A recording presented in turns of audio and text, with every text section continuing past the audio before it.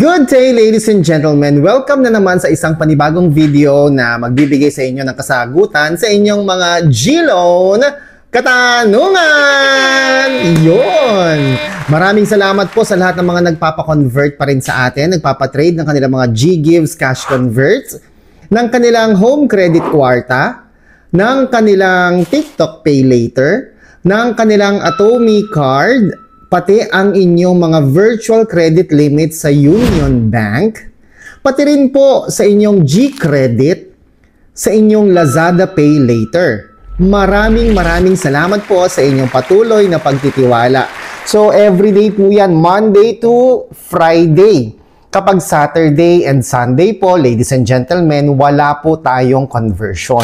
Uulitin ko po mga kaibigan, kapag Sabado o Linggo, wala po tayong transactions o conversion. Ang next transaction will be sa darating na Monday. May isang katanungan na tumambad kay DJ Chico. Hello po. Tanong ko lang po, kasi po, nagbayad na po ako ng payment ko sa G-Loan. Kaso po, ang nailagay ko pong number is yung bago ko pong registered sa GCash. Kasi po, yung dati ko pong gamit is nasira po. Ang hilig niya magpo, no? Sobrang magalang, ano? Tingin ko si Neil Sabang, magalang ito. Pero po, yung account ID at email po, tama po. Nag-email po sa akin si G-Loan na successful po yung payment ko. Paano po kaya ang mangyayari nun? Papasok pa rin po ba sa akin yung credit nun? Kahit po, iba na po yung nilagay kong account number? Account number o cellphone number? Sabi niya kasi dito, yung nilagay niyang number is yung bago niyang registered sa GCash. Number, you mean cellphone number. I mean yung SIM card number. Oo. Okay, maraming salamat Neil Sabang sa iyong katanungan. Napakagalang mo naman, nakaka-touch, 'di ba? Feeling ko ang bastos ko. Feeling ko wala akong galang sa sobrang napakagalang mo. Anyway, kung tama yung pagkaka-pick up ko sa iyong katanungan, wala na yung dati mong GCash account. Wala na yung dati mong SIM card. So, pag wala na kasi yung dati mong SIM card, meaning, hindi mo na ma-access yung GCash mo using that SIM card. No? Kaya ngayon, meron kang bagong GCash account. At nagbayad ka, tapos ang nilagay mo ay ang iyong loan account number sa G-Loan, tapos yung bago mong SIM card number, tapos yung email mo. Ang primary reference po ng G-Loan o G-Gives ay ang ating loan account number. Yan po yung primary reference. Hindi po, dati noon kasi, nung time pa namin, cellphone number or yung SIM card number, yun po yung reference, no? Yun yung contract number. Nung nagbabayad pa ako sa Pera Hub noon. Ngayon, meron na silang loan account number.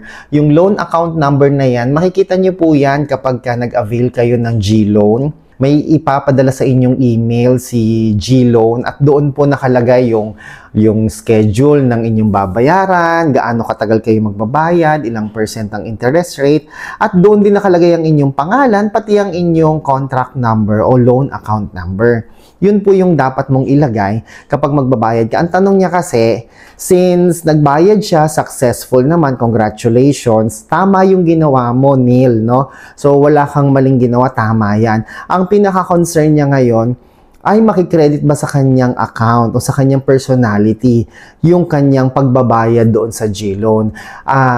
Para sa lahat po ng kababayan natin, ang G-Loan po ay nag-o-offer ng G-Loan one person only per G-Loan. Mali.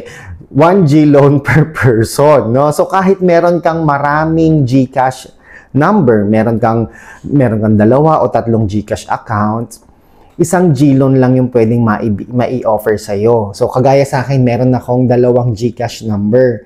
Yung gamit ko at yung gamit ng anak ko. Pero ang meron lang G-loan doon yung sa akin. Yung sa isang number na meron ako, walang G-loan, no? So, wala siyang GCash account, walang G-loan doon. So, kayo ba guys, ilan yung GCash account ninyo? 2 o 3? Mapapansin nyo ba, nakapagdalawang GCash o nakapagdalawang G-loan ba kayo? Ilan ba yung may 2 G-Gibbs din ba kayo?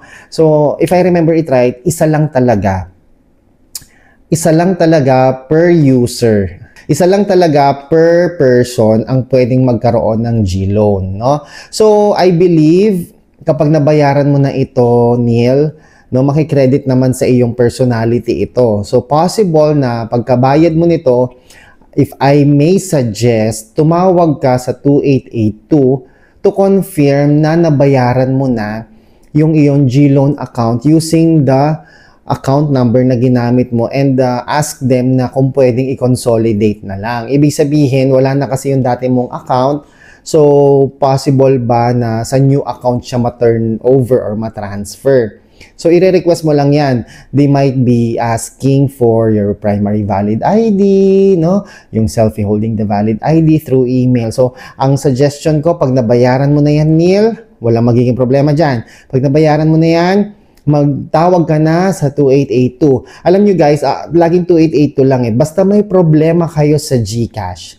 No, nag-transfer kayo ng payment, hindi dumating, o kaya nagkaroon kayo ng payment, nag-fund transfer kayo, hindi dumating, nag-bills pay kayo, hindi nabayaran, nagkamali kayo ng pagpapadala sa isang account number, o nawala ang inyong GCash, nawala ang inyong cellphone, ang number na dapat ninyong tawagan palagi ay 2882 dahil dyan po nila kayo matutulungan sa mga concerns po ninyo. No? So, yon, ganun lang din po ako pagka may problema po na minessage sa akin. Ang ginagawa ko, ako po mismo yung tumatawag sa 2882 para malaman ko ano po yung isa-suggest nila or i-recommend nila or i-advise nila na gagawin namin. Kagaya nangyari nung nakaraan, na-block yung kanya, nawala yung kanyang cellphone, nung tita ko, nawala yung cellphone niya, tapos tumawag ako sa 2882, pinanireport namin para ma-block na yung kanyang GCash kasi mamaya yung nakapulot nun, di ba? May nakapulot nung i-access yung GCash, limasin niya yung GCash, i-transfer niya, di ba? So, kaya importante ma-report kagad sa 2882 pag nawala ang inyong GCash account. Pagkatapos nun, si GCash po, yung representative doon, inutusan na kami na pumunta nga po sa telco provider para mag-request ng panibagong SIM card with the same GCash account number. No, with the same number, new SIM card, para i-block na yung dating SIM card, tapos i-activate na yung bagong SIM card.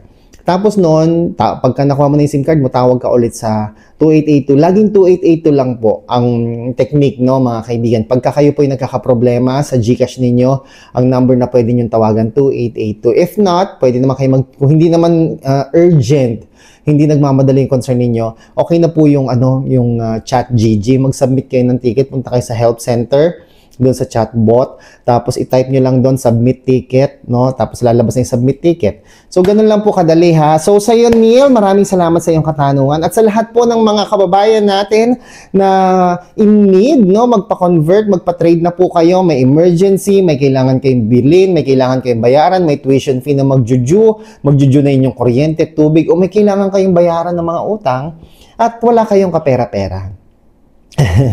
Check nyo po ang inyong mga G-Gives, ang inyong Atomy, ang inyong mga credit cards. Pwede po nating i-trade yan. Ang inyong Lazada Pay Later, TikTok Pay Later, pati ang inyong G-Credit. Pwede po nating i-convert yan into cash with minimal amount lamang. Real time po yung conversion natin, no? Sa TikTok lang medyo sa TikTok, real time yung half, tapos yung remaining half, 2 days lang, di ba? 2 days or 3 days lang. So, napakadali lang po mga kaibigan. At, syempre, legit na legit po tayo, ladies and gentlemen. Kaya, inihintay ko po ang inyong mga pag-message sa akin. Kung meron pa kayong katanungan, please feel free to comment down below kung ano po ang inyong katanungan. At, sasagutin po natin yan. Ako po si Chico. Enjoy the rest of the day and God bless po.